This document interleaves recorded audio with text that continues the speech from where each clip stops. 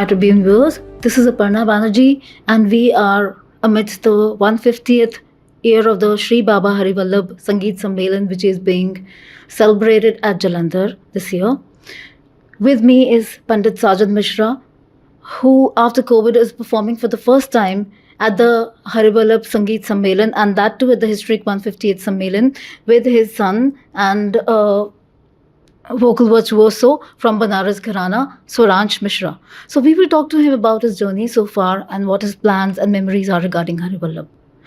Sir, 150th Hari Vallabh historic सम्मेलन है और इसमें पहली बार आप राजन जी अभी हमारे बीच नहीं हैं। हम आए हैं तो मुझे भी बहुत खालीपन लग रहा है, क्योंकि हर वल्लभ में हम जब आए थे तो पंडित राजन मिश्रा जी के साथ थे और आज वो नहीं हैं।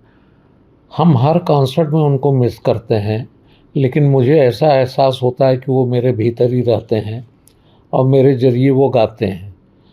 तो ऐसा नहीं है कि वो हमारे साथ नहीं हैं, हमारे बीच में ही हैं और उन्हीं के ब्लेसिंग से हम गा रहे हैं। हमारा बेटा स्वरांश गा रहा है या हमारे बच्चे रितेश रजनीश गा रहे हैं या और शिष्य हैं, दिवाकर प्रभाकर हैं, शालिनी हैं, विराज अमर हैं, बहुत अनेक सारे शिष्य हैं। वो लोग अच्छा कर रहे हैं तो ये लगता है कि भाई हमारी परंपरा जो है वो चलती रहेगी। क्योंकि ये 150वां हरि वल्लभ है, ये हिस्टोरिक ओकेजन है, आप कैसा महसूस कर रहे हैं इसका पार्ट होने से, और आपकी हरि वल्लभ की आप दोनों की एक कोई फेवरेट मेमोरी क्या है? फेवरेट मेमोरी तो यहाँ कई बार ऐसे प्रोग्राम्स हुए हैं जी। लास्ट डे हम लोग जब गाए हैं जी, तो उसमें जो फूलों की बारिश होती है जी, तो वो देख के बड़ा खुशी हुआ कि यहाँ पे क्या माहौल है, कैसे फूलों की बारिश हो रही है। आप बसंत गा रहे हैं, बसंत बहार गा रहे हैं, तो वो अभी भी वो परंपरा है, लास्ट डे वो करते हैं। और ईश्वर की कृपा से, चूँकि देखिए ये संत के द्वारा शुरू किया गया ये सम्मेलन है और यहाँ न जाने कितने बड़े बड़े लोग, फैयाज खां साहब, ओमकार नाथ ठाकुर जी, ऐसे विद्वान लोग यहाँ आके संगीत करते रहे। उस्ताद हाफिज अली खां साहब, बाबा अल्लाउद्दीन खां साहब, पंडित रविशंकर जी, मतलब अनेक कितने नाम आपको हम बताएं। तो जब एक अच्छा प्लेटफॉर्म पे बड़े बड़े आर्टिस्ट आके अपना जो भी प्रस्तुति है करते हैं तो वहाँ का वाइब्रेशन ही अलग हो जाता है, डिफरेंट हो जाता है। और ऊपर से संत बाबा हर वल्लभ जी के लिए किया जा रहा है तो वो ऑटोमेटिकली जो है सद्भावना प्रेम में बदल जाता है, सरेंडरनेस में बदल जाता है, प्रेयर में बदल जाता है। संगीत जो है यहाँ प्रेयर होता है। हर आर्टिस्ट कोशिश करता है कि हम अपनी स्वरांजलि बाबा के हाजिरी में दें, तो उस भाव से हर आर्टिस्ट करता है। अब ये है कि बाबा किसकी सुन लेते हैं, उसके ऊपर ब्लेसिंग्स हो जाता है जी। और स्वरांश जी बनारस घराना के सीएन की तरह, 6th generation right, 6th generation representative की तरह आपके शोल्डर्स पे कितना बड़ा एक रिस्पॉन्सिबिलिटी है, स्पेशली राजन जी के बाद, और आप बनारस घराने की लेगेसी को इन फ्यूचर कैसे देखते? जी देखिए, कभी भार नहीं है जी। भार थोड़ा गलत शब्द है, रिस्पॉन्सिबिलिटी भी ठीक ठाक है। ये कहीं ना कहीं हमारे भाग्य में है, ये हमारा कर्मा जो कर्म है, इसको कर्म में दिया गया। अगर नहीं दिया गया होता तो मैं ऐसे घर में जन्मता ही नहीं जी। तो ये तो मेरा जीवन है और जीवन को अगर मैं भार समझूंगा तो शायद उसमें सक्सेसफुल नहीं हो पाऊंगा मैं। तो इसको भार की तरह नहीं, मैं इसको अपने जीवन की शैली की तरह ही लेता हूँ। और जब तक हम हैं और जब तक पिताजी के और शिष्य या हमारे आगे आने वाले वंश जब तक हैं, वो चलता रहेगा। इसके अलावा भी जो सुनकार हैं, जो फैंस हैं, जो म्यूज़िक सुनते हैं, जो बनारस घराने के संगीत को सुनते हैं, कहीं ना कहीं उनके अंदर भी वो वाणी रह जाती है। बहुत सारे ऐसे सुनकार भी हैं जो कि अपने बच्चों को अपने मुख से ट्रेन कर देते हैं। हालांकि वो उनको अच्छे गुरु के पास भी भेजते हैं, लेकिन अगर वो किसी भी घराने के अगर फ़ैन हैं या प्रेरक हैं तो उन बातों को अपने बच्चे के अंदर डाल ही देते हैं। तो मुझे लगता है कि हमारा सारा संगीत, हम सिर्फ एक बार बनारस घराना पे फोकस नहीं करेंगे, हम इंडियन म्यूज़िक के बारे में बात करेंगे। अगर हर पेरेंट अपने बच्चे को थोड़ा सा संगीत की तरफ प्रेरित करेगा तो भारतवर्ष का संगीत, जो है वो हमेशा आगे बढ़ता रहेगा, क्योंकि वो हमारे कल्चर से जुड़ा हुआ है ना, हमारे झुकाव से जुड़ा हुआ है। 5 years ago, did you think that आप पंडित साजन मिश्रा के साथ as a duo you will be performing on stage one day? ये आपके माइंड में ये ख्याल कभी आया इससे पहले? नहीं, ऐसा कोई ख्याल नहीं आया, क्योंकि 5 साल पहले तो हमारे बड़े पिताजी थे जी। उनके जाने के बाद बस ये कुछ ऐसा माहौल बना, पिताजी को अनुभूति हुई कि उन्हें और गाना चाहिए। उन्होंने मुझे बोला कि तुम मेरे साथ गाओ।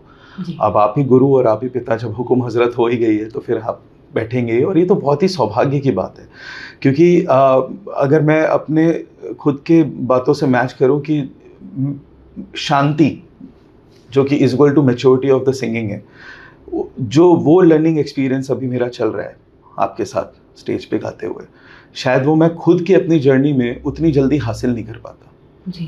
जितना मौन मेरे अंदर आ रहा है, जितनी शांति मेरे अंदर आ रही है, जितने पॉजेज आ रहे हैं, जो गहराई से अब बड़े पिताजी की भी बातें, क्योंकि वो गंडा बांधे गुरुजी आप भी हैं मेरे, लेकिन उनसे गंडा बंधन पिताजी ने करवाया कि बड़े पापा से।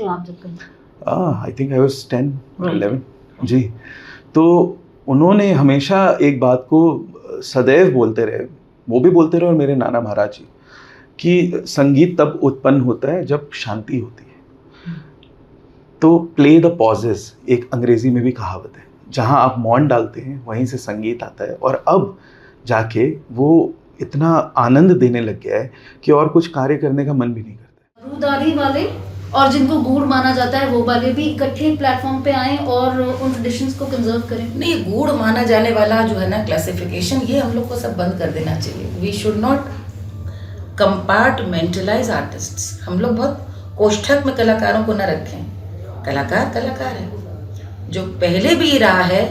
पंडित रविशंकर जी की मिसाल ले लें, बड़े गुलाम अली खान साहब की मिसाल लें, दो इतने बड़े कलाकार। मैं बिस्मिल्लाह खान साहब ख्याल भी गा रहे हैं, कजरी भी गा रहे हैं, ठुमरी भी गा रहे हैं, भटियारी बजा रहे हैं, धुन भी बजा रहे हैं। उन्होंने कोई फर्क नहीं रखा। आई एम वेरी सॉरी, ये आयोजकों ने और सुनने वालों ने फर्क किया।